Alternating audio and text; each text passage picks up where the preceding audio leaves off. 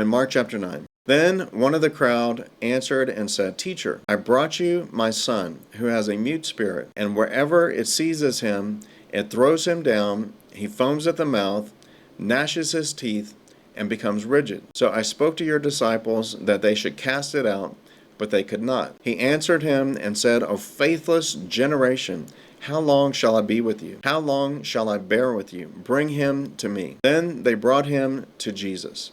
And when he saw him, immediately the spirit convulsed him, and he fell on the ground and wallowed, foaming at the mouth. Jesus said to him, If you can believe, all things are possible to him who believes.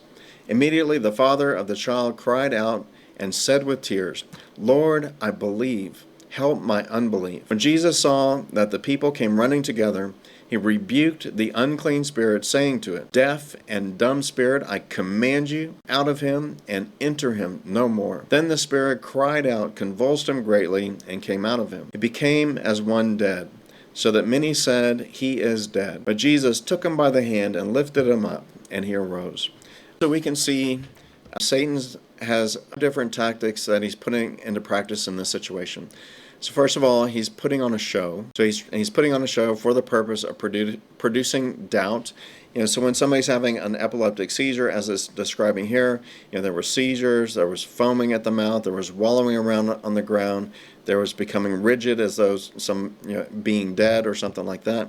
And so he's putting on a show.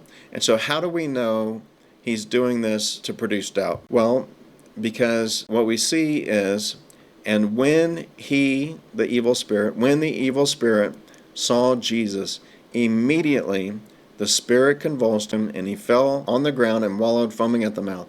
So the spirit reserved this seizure for when he was in the presence of Jesus. The spirits, they're not stupid. They're evil, but they're not stupid. So he does not want to get cast out of the boy. He wants to keep his house. And so when he saw Jesus, he's trying to produce doubt by doing all these different things, having convulsions, falling on the ground, wallowing, foaming, and all that. And so, of course, it didn't work with Jesus. It did work with the disciples. So if the Spirit did this when Jesus was going to pray for the boy, we can rightly assume that the Spirit did the same thing when the Father brought the boy to the disciples. The reason he brought the boy to Jesus was because the disciples couldn't get the job done. And so the disciples asked Jesus, why could we not cast it out? And Jesus said, because of your unbelief. And so that's the whole purpose of putting on this show, is he's trying to produce doubt.